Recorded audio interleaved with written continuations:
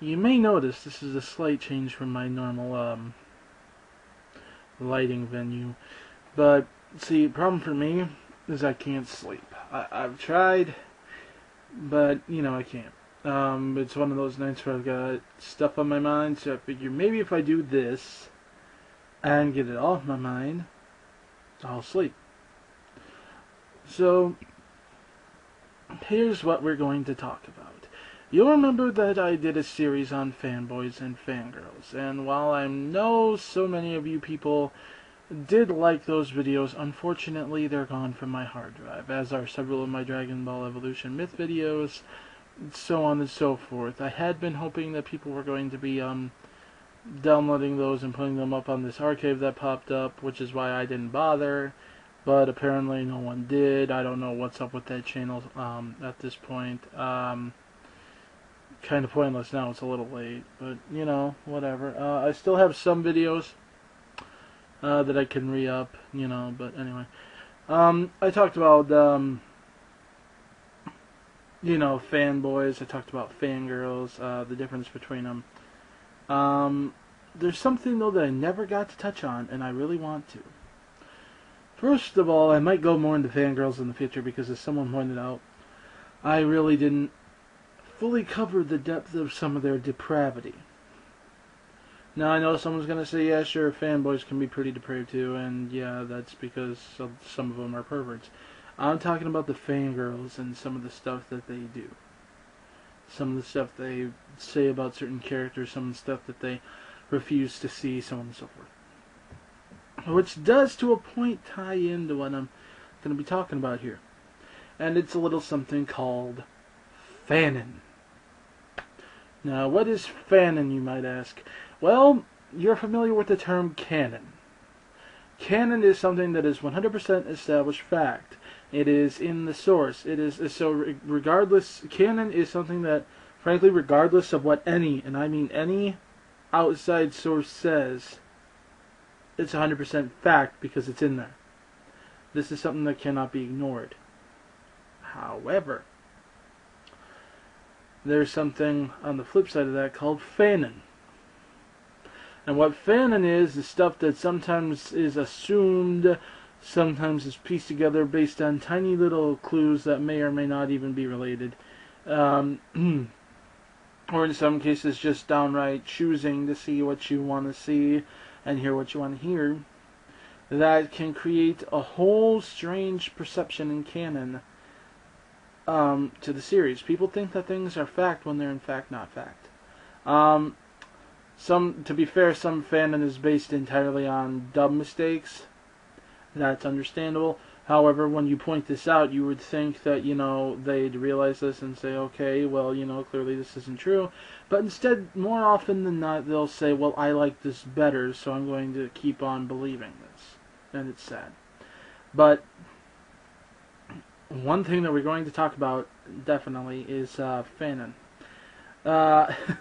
Now, I'm going to admit this right off the bat. I write fan fiction. I do.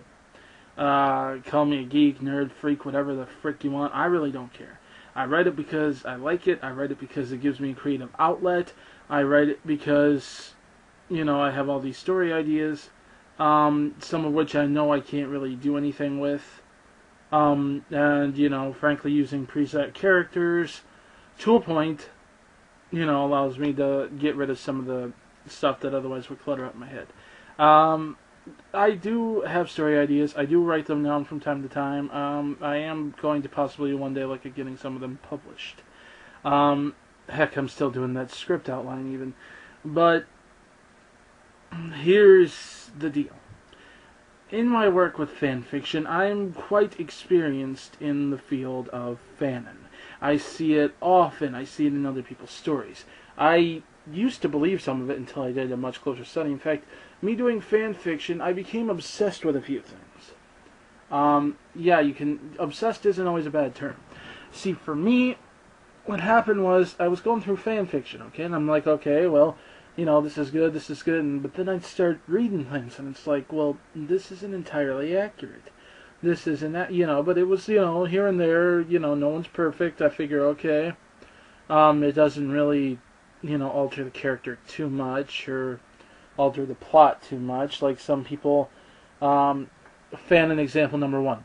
A lot of people are under the misconception that in Dragon Ball Z, Krillin actually wished for 18 to be human, even though it's specifically said that he wasn't able to do that. So, they're still mostly, or at least partially, whatever, human anyway. So, it's something that, and it's stated right in there. But see, they don't understand this. They hear, he wished for her to be human, now she can have kids, therefore it worked. It's stuff like that. It's, if you're not paying close attention, it can happen. Or, if it's been a while, it can happen. So on and so forth. Whatever. One person said they used it as a medium simply because of the fact that they thought it made it somehow seem more romantic or whatever. There are various reasons for all this. But then I got into the really big stuff. And this is where fangirls come in, because they are more often than not the purveyors and guardians of Fanon. Now, Fanon can range from everything to Saiyan mating rituals, which include a biting on the neck and the sharing of memories and then thus a bond. I don't really throw too much of a fit over that, because I really don't see how it contradicts anything in the storyline at all.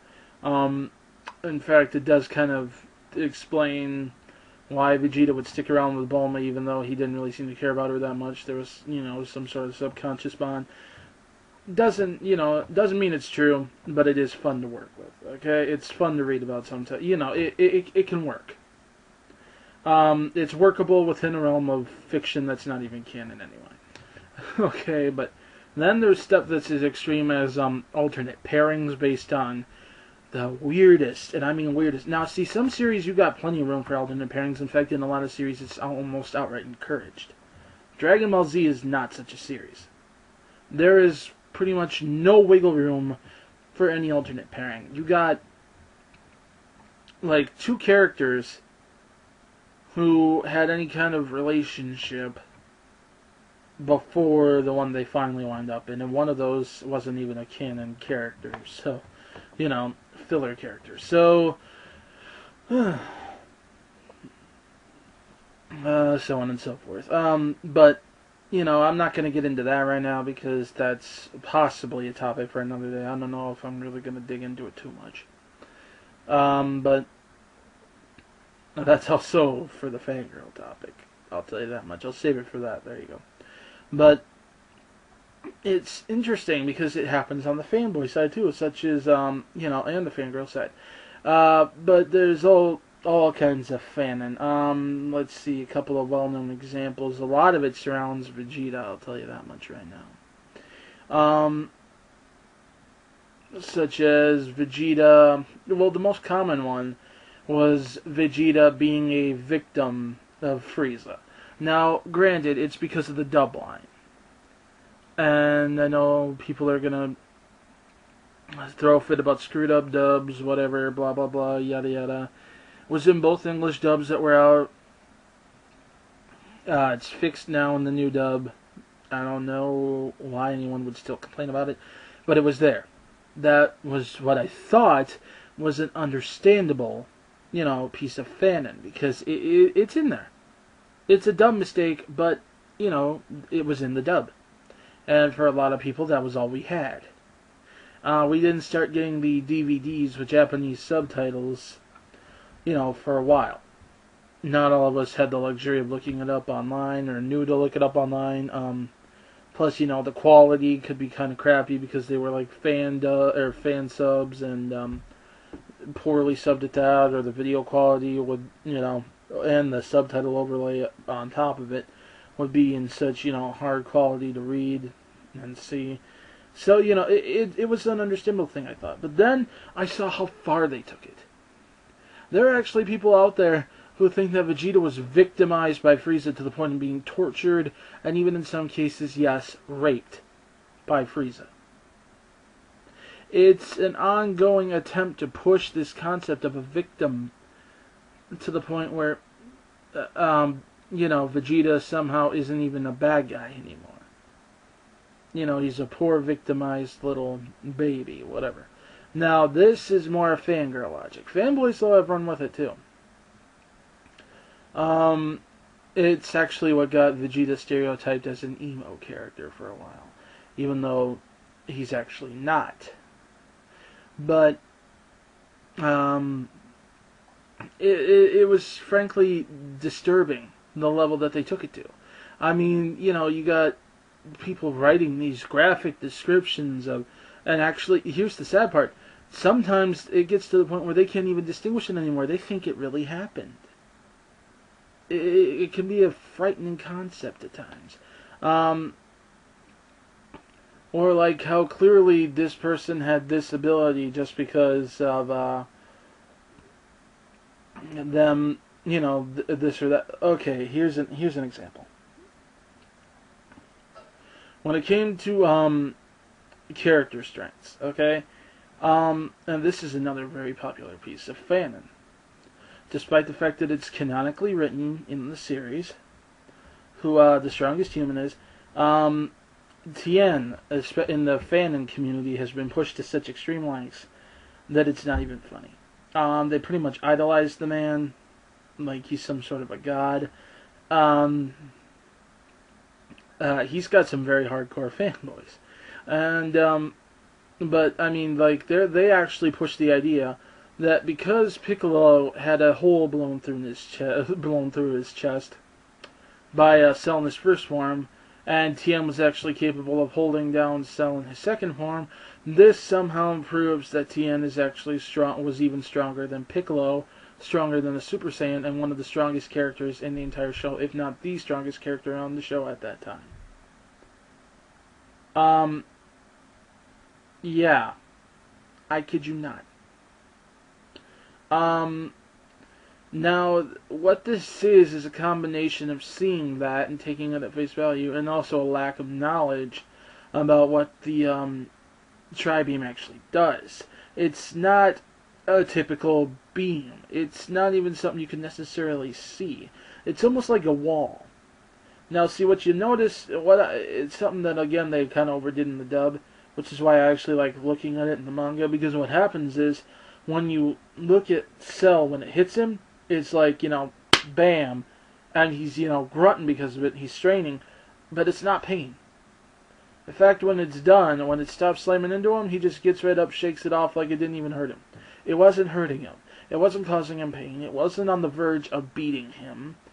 And the only reason that this attack is what it is and is so powerful is because it literally takes up Tien's life to use. It's an obscenely powerful attack. Yeah, but I mean, for crying out loud, Goku and Tien fighting in that World Tournament were pretty much dead even in terms of strength.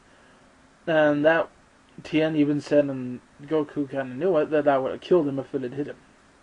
Because it's not a normal attack. And it's due to the gifts that are given him by that third eye. But,